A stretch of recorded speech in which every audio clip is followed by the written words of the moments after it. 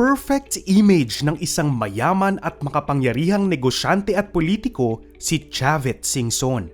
Kompleto kasi ito sa basics o starter pack ng isang mayamang tao. Maraming pera? Check! At hindi lang basta maraming pera. Gold bars? Check! Private jet at yate? Check! Luxury cars? Check! Exotic pets? Check! At syempre, influence? Check na check! Aakalain mo nga na isa sa mga Prince of Dubai si Chavit Singson dahil sa ka-flex-flex nitong luho at yaman. Ngunit hindi man kabilang o isa sa Prince of Dubai si Chavit ay hari naman siya ng Ilocos Sur. Tara at kilalanin ang isang Chavit Singson. Pero bago ang lahat, huwag kalimutang mag-subscribe sa aming channel para sa mga inspiring stories gaya nito. Huwag din kalimutang i-click ang notification bell para laging updated sa aming bagong mga videos. Si Luis Crisologo Singson o mas kilala bilang Chavit Singson ay mula sa Vigan City sa Ilocos Sur at ipinanganak sa makapangyarihang angkan ng mga Crisologo at Singson noong June 21, 1941. Siya ay pangalawa sa 7 anak ni Jose Singson at Caridad Crisologo. Siya rin ay pamangkin ng kontrobersyal na dating congressman Floro Bingbong Crisologo. Sa katunayan, si Bingbong Crisologo ang nagpakilala kay Chavit sa politika o sa gobyerno. Maituturing na protege ni Crisologo ang batang Chavit Singson. Itinalaga ni Bingbong ang nooy 21 years old pa lang na si Chavit bilang Vigan Chief of Police. Ngunit dahil sa pagpapatupad ng kanyang tiyo Bingbong noong 1960s ng tobacco blockade, kung saan lahat ng tobacco sa Ilocos Sur ay maaari lamang ibenta sa isang kumpanya na kontrol ng mga Crisologo, ay lumabo ang relasyon ng magtiyuhin. Bilang may-ari ng tobacco trading, umalma si Chavit sa panukalang ito ng kanyang tito.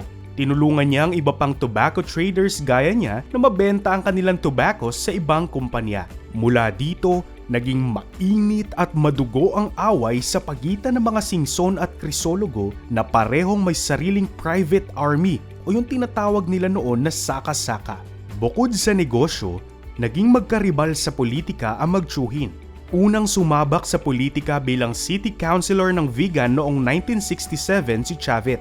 At 1969 naman ay nakabangga niya ang kanyang tiyo Floro sa pagkagobernador, ngunit talo ito.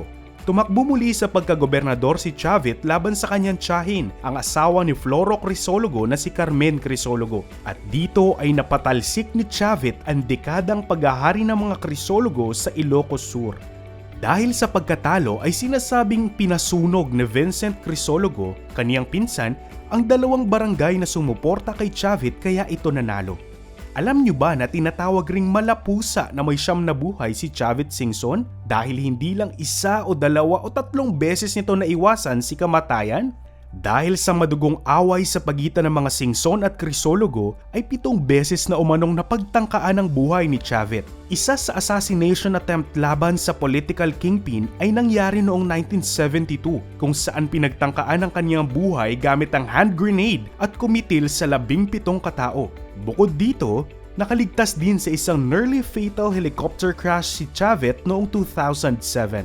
Kung ang Ilocos Norte ay kilalang teritoryo ng mga Marcos, ang katabi naman nitong Ilocos Sur ay baluarte ng tinatawag na political kingpin Chavit Singson. Dahil pagkatapos manalo noong 1972 laban sa kanyang tiyahin ay tuloy-tuloy na ang paghahari ng mga Singson sa Ilocos Sur. Naging gobernador siya mula 1972 hanggang 1986, 1992 hanggang 2001, 2004 hanggang 2007, at 2010 hanggang 2013. Nagsilbi rin bilang congressman mula 1987 hanggang 1992 at municipal councilor ng Narvacan mula 2016 hanggang 2020. At huling sabak nito sa politika ay ang pagka-mayor nito ng Narvacan mula 2019 hanggang 2022. Sumubok din ito sa Senado noong 2007 ngunit di pinalad. Bagkus ay nagsilbi bilang Deputy of National Defense sa administrasyon ni Gloria Macapagal Arroyo. Dahil sa pagiging aktibo nito sa politika ay naging malapit ito kay Joseph Erap Estrada. Naging parang mag-best friend ang dalawa, ngunit nag-iba ang ihip ng hangin pagdating ng taong 2000. Isinuwalat lang naman ni Chavit na Erap ang Lord of all Wetting Lord at pangungurakot umano ng dating presidente mula sa tobacco excise tax na nagkakahalaga ng 70 million pesos. Hindi rin ligtas si Chavez sa akusasyon ng korupsyon. Taong 2002 ay kinasuhan nito ng 3 counts of graft dahil sa pagbulsa umano nito sa tobacco excise tax na nagkakahalaga ng 26 million pesos. Kalaunan ay nadismiss rin naman ang kaso sa kanya. Gaya ng kaniyang buhay politika, naging magulo at medyo maduguri ng buhay pag-ibig ng kingpin ng Ilocos Sur. 4 ang naging babae sa buhay ni Chavez. Ang una nitong asawa na si Evelyn Singson kung saan nagkaroon siya ng 6 na anak. Josephine Pintor ang current partner nitong si Jazz Carrion. Naging laman ng tabloids naman ang relasyon ni Chavez sa common law wife nito na si Rachel Chongson. Humantong sa hiwalayan ng dalawa matapos bugbugin at latiguhin umano ni Chavez si Rachel at ang kanyang boyfriend. Dahil dito, umani ng batikos mula sa women's group si Chavez. Ngunit sa kabila ng pagiging aktibo nito sa politika at makulay na buhay pag-ibig, pagnenegosyo talaga ang first love ni Chavez. Ang angkan kasi ng mga krisologo at Singson ang may hawak ng isa sa malaking tobacco plantation sa Ilocos Sur ng mga panahong iyon. Kaya naman nag-aral ito ng kursong commerce sa Colegio de San Juan de Letran sa Maynila at piniling palaguin ang napakaraming negosyo ng pamilya Singson at krisologo gaya ng tobacco plantation, funeral parlor at construction business ng kanyang ama.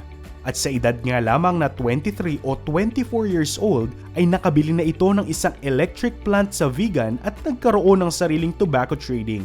Money is not yours unless you spend it. Yan ang pananaw ni Chavez Singson. Hindi sa iyo ang pera hanggang hindi mo ginagastos o magagastos. Kaya naman si Chavez ay gastos ng gastos. Ngunit hindi sa mga walang kwentang bagay o sa luho gaya ng inaakala ng marami. Aniya, ang ginagastosan niya ay mga bagay o negosyo na may return of investments o maaaring pagkakitaan. Gaya na lamang ng kanyang private jet, luxury yacht at gold bars.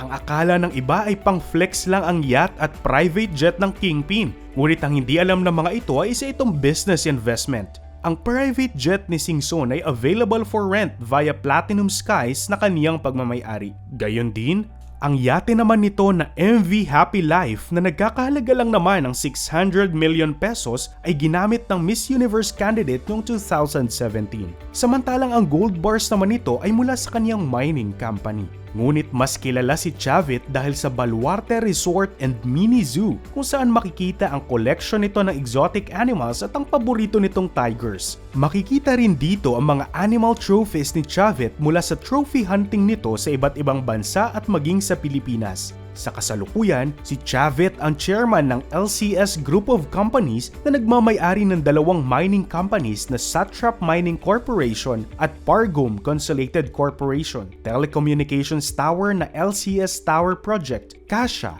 isang lending and finance company, Satrap Corporation, isang electric company, Triton, isang security and defense solutions company, at sports clothing company na Go Sports. Sa tinataya, nasa hindi bababa sa 100 ng kumpanya ang pagmamay-ari o di kaya ay may investments o shares si Chavez maliban sa mga kumpanyang nasa ilalim ng LCS Group of Companies. Aakalaing sa magulo at makulay na buhay ng nag-iisang political kingpin ay puro lamang ito goons and guns gaya ng sabi ng iba. Pero kung bubusisiing mabuti, magaling na negosyante at investor si Chavez Singson. Ika nga niya, money is not yours unless you spend it. And when we say spend it on things or business na sigurado tayong may ROI o return of investment at syempre tsaka i-flex ang yaman mala Chavez Singson kapag may ROI na.